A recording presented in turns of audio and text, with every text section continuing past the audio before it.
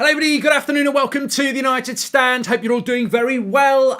Lots to get into on the show this afternoon. It's none more important than a potential Saudi bid to take over Manchester United. A scenario where the current Newcastle owners could actually sell Newcastle to buy Manchester United because that's the prize they always wanted. Very interesting article in The Athletic from Simon Chadwick, an article by The Athletic with Simon Chadwick, who's a professor of sports economy, giving his thoughts on how Saudi Arabian owners might be quite frustrated on how Manchester United has come on the market so quickly after they've bought Newcastle and how they may still be able to buy Manchester United. Is that a good thing or is that a bad thing?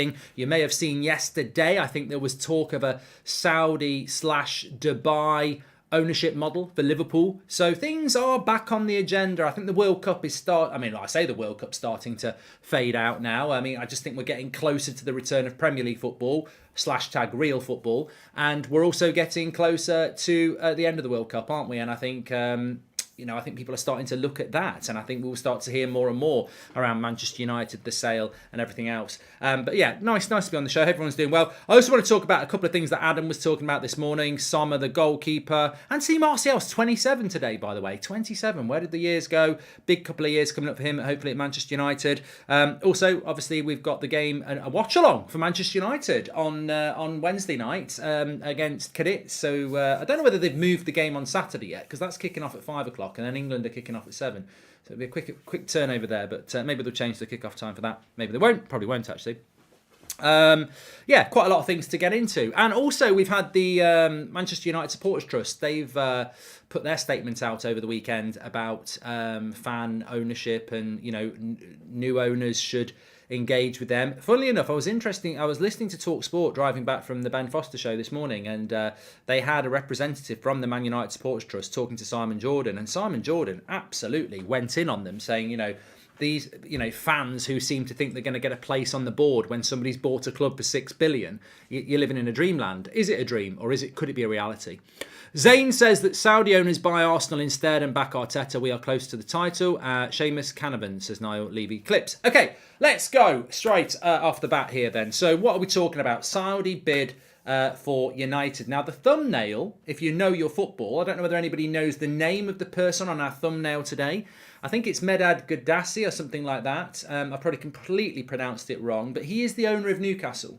So the reason that person is on the thumbnail, because obviously Manchester United, Newcastle United are owned by Saudi. It's state funded. They're basically owned by Saudi Arabia, aren't they?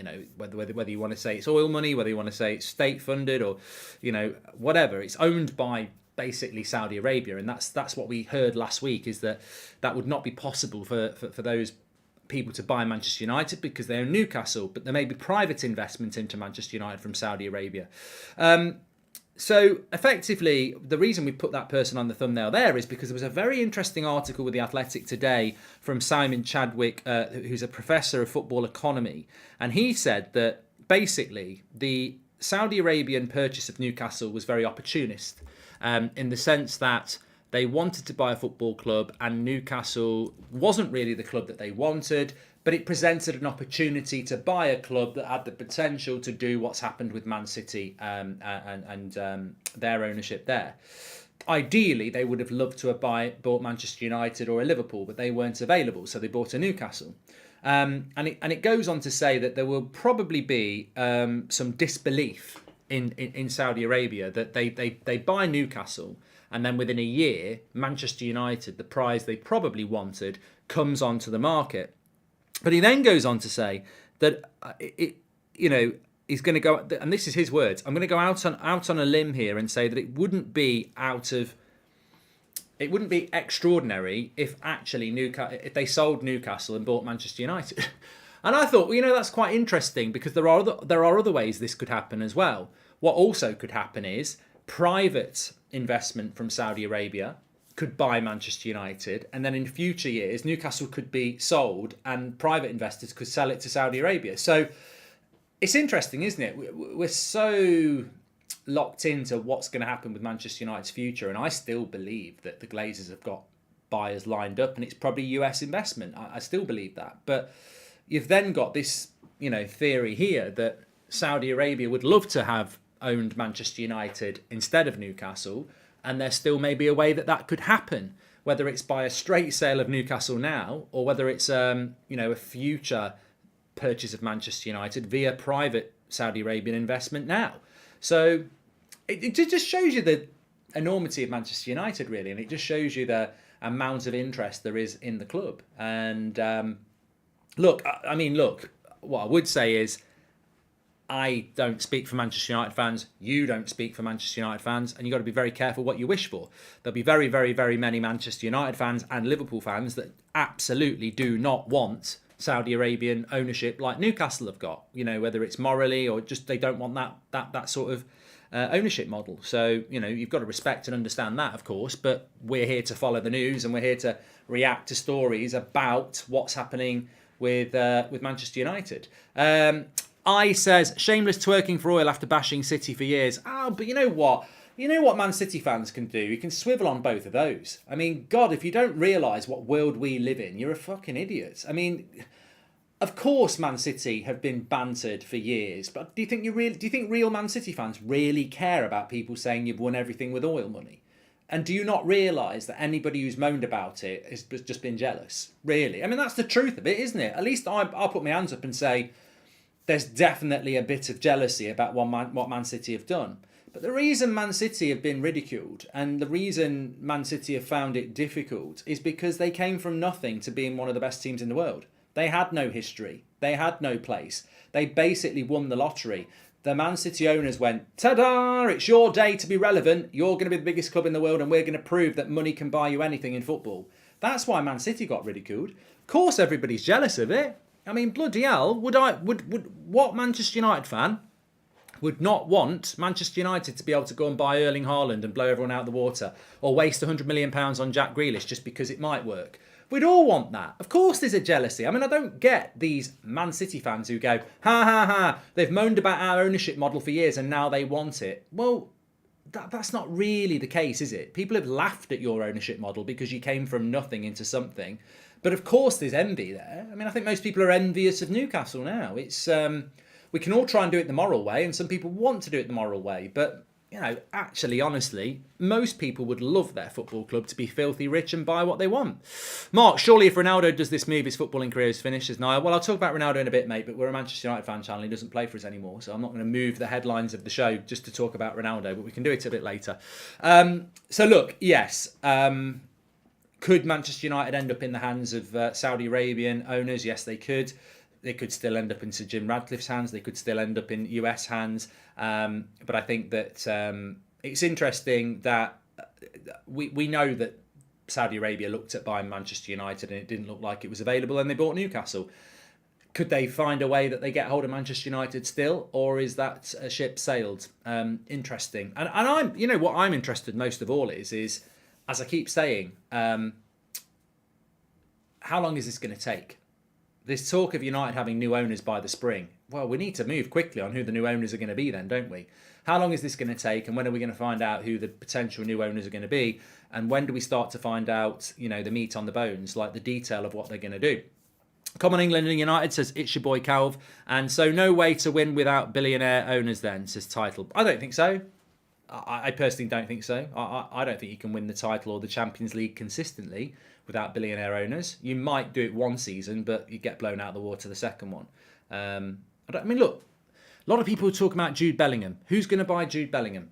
To be honest with you, Real Madrid, they've got money. Man City have got money. Are we in that race if we don't find some money? We can't buy Jude Bellingham with the Glazers. So, talent and money go hand in hand, don't they? Look at the extraordinary amounts of money PSG paid Mbappe to make him stay in a farmers league when he should be playing in a top league, but he still decided to sign that contract because he was given ridiculous amounts of money that only PSG can pay. So money goes hand in hand with top talent, and top talent wins your games, doesn't it? I don't care. I want a quick success because that's the world we live in, says Jay. But look, there was something I was going to talk about anyway. I don't know how many of you saw the statement that came out from the Manchester United Supporters Trust,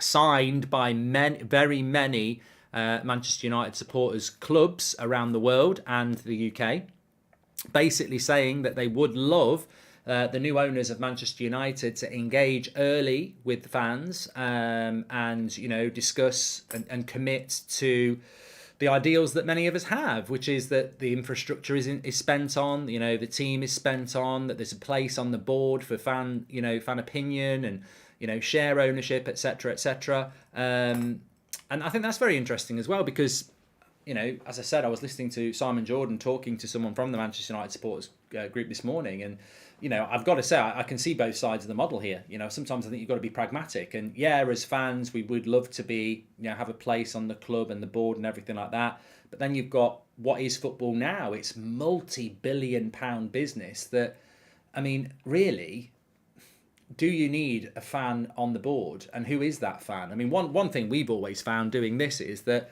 the amount of United fans who just turn their nose up at your opinion because you're doing something that they don't get or don't agree with, you're not a real fan. And that's what I mean. Fan representative groups, for me, I'm not aware of any fan representative group in the United fandom that actually represents all the fans, because most of them have a problem with certain sections of the fans. In fact, probably the only place I would say that you get that is the United stand community. And people might laugh, but I can't think of a fan group that we would discount or not respect or not talk to. Whereas I think there are others who think they're better than everybody else and don't want to do that. So I think fan forums and fan places on the board are all fine and good, but do those fans speak for everybody? But on the other hand, let me just say, football has become very corporate. It's become very business orientated. And do owners need to have fans having a say on how the club's being run? Ultimately, a halfway house is that it's very easy to know what fans want. Fans want a team that's driven to succeed. They want the best stadia as possible, and they want owners who have the same principles as they do. I think that's the first barrier we need to get past. Irrelevance when first thing City fans say when speaking to them is, I supported them at Main Road before they were good, says United 2004. And Peter Wood, welcome to the Members Club. And we should have owner whole ideology to win on the pitch, and then we'll get off the pitch success, says Jay. Thank you very much for that as well. Erkan wants Saudi Arabian owners, and trophies should be the number one priority. Yeah, look, I completely understand why there is a real determination in the fan base to have fan ownership of the club of some sort, fan representation of some sort on the board. I get that. It's the ideal. I get it. I'm all for it. But you know what? We've had such bad ownership for 17 years. I'm not 100%, 100 miles an hour focused on fan representation and fan ownership at the moment. I think the most important thing is that we get the right ownership, because not everything has to happen in the first day. We know we need to build a new stadium. We know we need to change the structure within the club in many different areas, and we know we need to be able to compete against the best teams. Fan ownership can come down the line. Fan forum can come down the line. The most important thing is that we get the right owners in. And JT says, look, let's leave football out, politics out of football.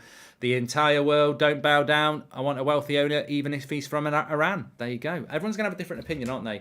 And Hassan says, Mark, why would the Glazers buy Gakpo if they're looking to sell the club? Simply for that reason. I don't want to be UK Gold or the History Channel and repeat myself, but if your car is on the drive and it's muddy and it's dirty inside, are you going to sell it as it is, or are you going to clean the car and give it a hoover? You're going to clean the car and give it a hoover to get a better price. Buying Gakpo in January gives us a better chance of getting into the Champions League and makes us a better, more attractive proposition. So I think you can't just say we're selling the club, let's leave it to get dusty. You've got to keep it relevant. Our issue, but thoughts on Ronaldo deal, can't see it, says Title Zoom. So I'm just going to address this very, very quickly. It's not really what I want to be talking about, and I'm sure many of you want to listen to, but Cristiano Ronaldo, there's a big rumour that he's going to go to Saudi Arabia. I don't believe it. I think he will wait until after the World Cup to see what offers are on board. I absolutely do not understand why you would burn your bridges with Manchester United Football Club and do a public interview saying, I should be playing, I've been disrespected, and then sign for a Saudi Arabian club. I mean, this is a massive contradiction. Like, he could have gone to a Saudi Arabian club in January anyway. You don't need to do that interview and moan about not playing Premier League football. So it doesn't make any sense to me as to why you would do that. But we'll have to get. I guess we'll have to wait and see. But bringing it back to Manchester United, just a few things I wanted to talk about as well. I did want to just talk about Jude Bellingham very, very quickly. God, I am not going to do a video on saying United in race for Jude Bellingham. I've seen a few people doing that today, and I'm like, yeah, you're trying to make a story out of the World Cup to try and make it about Jude Bellingham to Manchester United. There is nothing out there. I mean, what I would say about Jude Bellingham is I think his relationship with Jordan Henderson really does add, to the fire of Liverpool fans who think they're going to get him. I mean, if he's going to go anywhere at the moment, I would agree. It looks most likely that he's going to go to Liverpool. But again, a little bit like Ronaldo, if I'm Jude Bellingham, I'm waiting till the summer. Obviously having a great World Cup enhances the people inquiring about him and the price, but that price is going to be very big, quite rightly. I think he looks like he's one of the best up-and-coming players in the world at the moment at 19. I'd love him at Man United. I don't think there's a person watching this show or a person in our fan base that doesn't want Jude Bellingham at Manchester United. But he is generational. He is a player that's really going to be sought after. And I just don't think United are going to be able to get in that race at all. I do not think we'll get Jude Bellingham. So for me, it's a non-starter. Now, if we get new owners in and we're in the Champions League under Ten Hag, maybe there's a crack in the door there.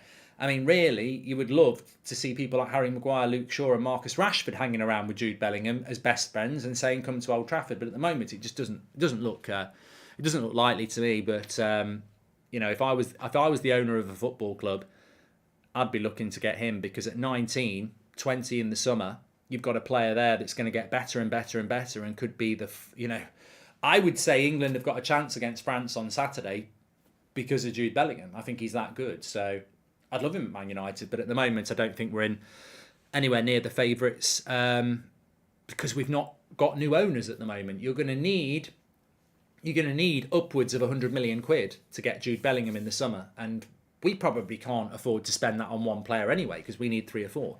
I honestly don't want Jude. He's overhyped, says Sulai. Well, I do. I think he's a fantastic player. I really do. But I don't think it will come to us. But things can change around very, very quickly. Will Dumfries come to United, says Nathan. Dumfries was the player that Erik Ten Hag wanted. And I know Chelsea are interested in him as well. Frimpong's been mentioned as well. We do need a right back. I'm not so sure we'll get a right back in January, but I'd certainly keep my eyes on those. Love you, Mark. Can you come to my wedding in 10 years? Says Speedy. I'll pop it in the diary, pal. I'll pop it in. I'm doing it now. My imaginary diary. But we'll have to wait and see. But it is Anthony Martial's birthday today. Now, I don't know whether you saw Fabrizio Romano put an article out today about something to do with Manchester United, basically saying that in the next couple of days, Ten Hag will be discussing what striker they're going to go for and the plans for the striker in January. It's a very vague update. There could be some truth in it, but I would argue that there's been discussions about what striker to go for a lot longer than the next couple of days. And Cody Gakpo will feature on there, maybe João Felix, as Lord Venn says, as well. But it is interesting that Anthony Martial is 27 today. I don't know where those years have gone. I mean, I've always seen Anthony Martial as 22, and he's now 27. And, it's such an important end to the season for Anthony Martial. Now, he will be playing on Wednesday night, so we'll be doing a watch-along on Wednesday night anyway for the United game against Cadiz. There won't be many first teamers involved, but Anthony Martial will. I think we're moving into a really crucial time for Anthony Martial now, where he has got to stay fit between now and the end of the season. 3 games a week, 5 months, lots of tournaments, lots of games. Can we rely on Anthony Martial between now and the end of the season? Yes, we need to bring another striker in. We all know that. But we need Anthony Martial to deliver. Because when you look at that age, 27 years of age, he's got to deliver now. He's got to deliver on fitness, and he's got to deliver. You know what? I think the biggest problem with Martial is fitness. I've got no doubt he can deliver on the pitch under Ten Hag. It seems to work very, very well. But can he deliver that fitness? Because at 27 years of age, if he becomes injury prone like he has been at the start of the season, where do you go with that? What do you do with that? He's on a lot of money. Who's going to buy him? It's it's really important for us as fans and as the club. It's very important for him as well. We really need. I suppose what we need him to stay fit for the next 3 months at least. Can he do that? Is Martial's body able to stay fit for that long, or is he going to crumble after 2 or 3 games again? And it's going to be really interesting. But yeah, 27 years of age now, Anthony Martial. Now is the time to deliver. Regardless of what happens, we'll buy a striker. And look, if we get new owners, as harsh as it sounds, if we get the right new owners in, I don't think we're going to be in a situation like we've been in with Phil Jones and others where we can't sell them, so we end up keeping them. I think, hopefully the new owners would come in and say, yeah, move them on and let's get in players that can play for us. But, idealistically, Anthony Martial will stay fit and deliver for us over the next few weeks because and months, because we need him. And the time is now. 27's no spring chicken in football anymore, is it? 27 is your prime years, and I think hopefully Anthony Martial will start to do that. Sell him for scraps, take the loss, he's broken junk, says Times End. Martial leaving, says Common. And Rashford is inconsistent even at the best. We need a right striker, says SS. And Martial is better than Gakpo, so we don't need a striker. We can just play Rashford down the middle. Oh my God. That's from Hybrid. Oh my God. So we don't need to buy a striker to replace Ronaldo. We can use Martial, who's been injured loads, and then if he gets injured, we can use Rashford. And then who comes on for Rashford if he gets injured or if Rashford plays well? I'm sorry, I'll find the angle on most arguments, but the angle that we don't need to get a striker in because we've got Martial and Rashford is ridiculous. Absolutely ridiculous. Even for a Monday morning, that is terrible. And it's Monday afternoon. Hi, Mark. Where do you think we'd sit in the most richest club in the league if we got US investors, says Fame Yassin? I don't know. I don't think about the richest league table, to be honest.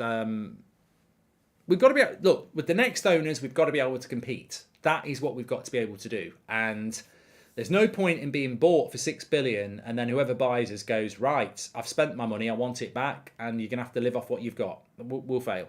What happens if the new owner comes in and doesn't fancy Ten Hag, like what Bowley did, says Descendant? I can't stand this question, and I seem to get asked it every stream, and I can't keep answering it I can't answer it any differently. What if? I don't know. I don't get why an owner would come in and want to get rid of Ten Hag. For who? We're not living in a world where Pep Guardiola or Jurgen Klopp are gettable. Who's a better coach than Ten Hag that's available? There isn't one. And he's also one of the best up-and-coming managers in Europe. And he's only been here 3 months. I don't think that a new owner would come in and want to change the manager. I really just can't see it. Now, it's not beyond the realms of possibility, but I don't see it. We haven't got a manager that's been here for 2 years and it might be time to change. We've got a brand new manager who the fans are 100% behind. I think the Tuchel thing was interesting with Todd Bowley, but they had a very bad start to the season and Tuchel had been there for 18 months. So it was palatable for Chelsea fans. It would not be acceptable for Manchester United fans if someone came in and got rid of Ten Hag. But if it took them a year to buy the club and over the next year we were just hanging around in 5th place playing shit football, most people would say we need a new manager anyway. But as of... And football is so time specific. As of right now, if we had new owners tomorrow, Ten Hag's going nowhere. If we get new owners in a year's time, Ten Hag might be moved on if he's not done anything in the previous year. But as of right now, it would be illogical for anybody to come in and move Ten Hag on. It really would be. So I can't see it happening. Interesting story this morning. I was watching the morning show with Adam and this talk of Sommer, the Switzerland goalkeeper who's out of contract and United ready to swoop in January. I wouldn't be opposed to it. I think he's a good goalkeeper. I'm just wondering if it's the sort of goalkeeper that Ten Hag wants to compete with David De Gea, that he can bring in as experienced goalkeeper who plays the way that he wants to play, who can compete with De Gea, but De Gea probably keeps his spot. And I think there might be something in that because Dubravka is on loan, and I just wonder if he sees in Sommer a goalkeeper that he would like to play, but obviously will give De Gea the shirt and say, right, you two go and compete together. You're experienced goalkeepers. I'm locked down on goalkeeper now for the next few years. It's an interesting one. I don't think it's going to happen, but I could see why it could happen. So I thought that was quite an interesting story.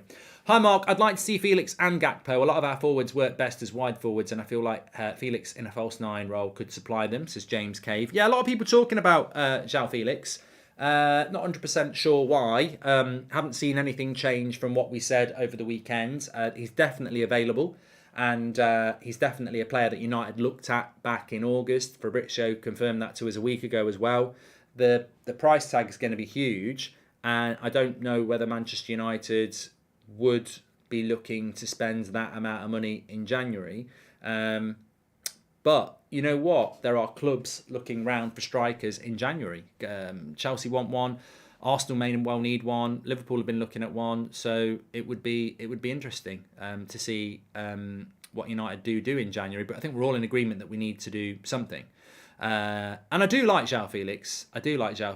And if Ten Hag wants him, I think he'd be a really interesting profile of player to come in, because I think his career has somewhat floundered over the last couple of years, but he is a fantastic player. But is he an out-and-out number 9? No. Is he an out-and-out winger? No. Is he more of a false 9, number 10? Yes. And then what happens to Bruno? Because is that not what Bruno's been doing? And Bruno and João Felix, I think, are two players that for country, you struggle to get them both in the team. So it'd be interesting.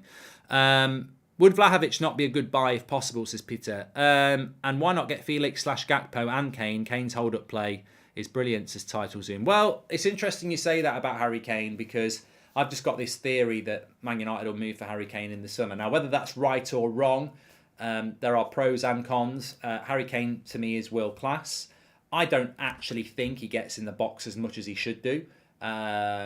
He's certainly not as mobile as some other strikers, and I think in dropping off, he's out of the box a lot as part of the link-up play. But it's effective. He had a part to play in 2 England goals last night. He has a part to play in a lot of Spurs goals.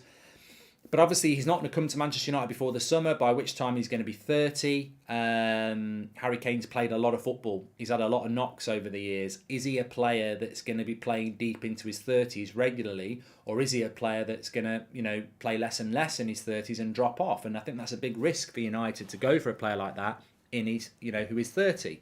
But I think he will leave Spurs in the summer, and I think Man United is the most logical place for him to go. We've been long-term admirers of Harry Kane, and I can't see him leaving the Premier League when he could stay in the Premier League and break the goal-scoring record. So I think he stays in the Prem. I think he leaves Spurs, and that leads me to a conclusion that I think United will make a move for him. That is my theory. I've been on about it for a long, long time. We'll have to wait and see. Would I do that deal? Probably not. But I think Man United, it's my hunch, is that they will do it. So we'll have to wait and see in the summer. In fact, we'll run a poll on that. Would you sign Kane? Yes or no?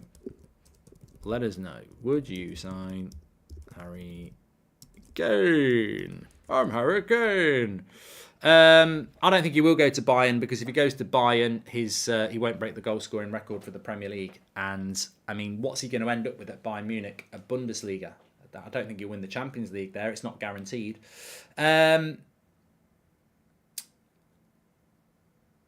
Harry Kane should be selfish and choose a club that can win a title like Bayern Munich, says QTO.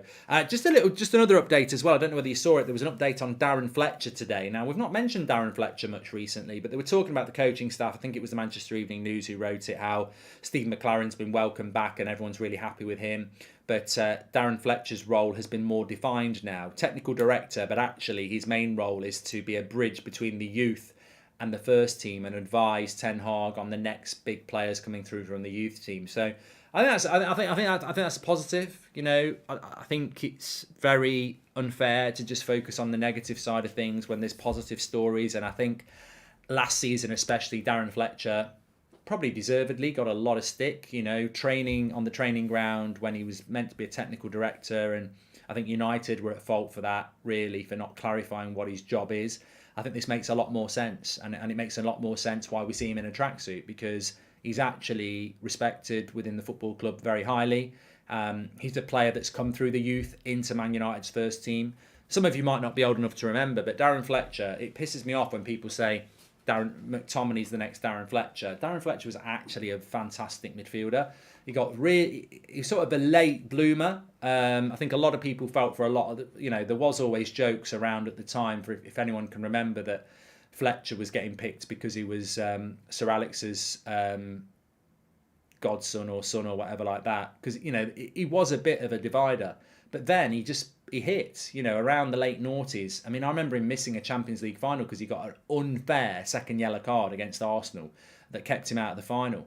And we really missed him in that final against Barcelona. So he was a really good player, really good player. And then he had his problems with his illness. And look, really, really good player. Knows what it means to come through the youth team and get involved with the first team. And I think that's the sort of role that makes a lot of sense for Darren Fletcher, to be that bridge between the youth team and the first team. Nicky Butt used to have that role as well. So I think it's a clever role. I'm not a massive fan of, Legacy FC. Let's get Rooney, let's get Solskjaer involved, etc. I think people should get the job because they're the best at what they are. But if there's one role where an ex-player does work, it's in that role where you are, because you'll be respected by the young lads, you'll be respected by the senior lads, and you know what that journey is from the youth to the first team. So I quite like that.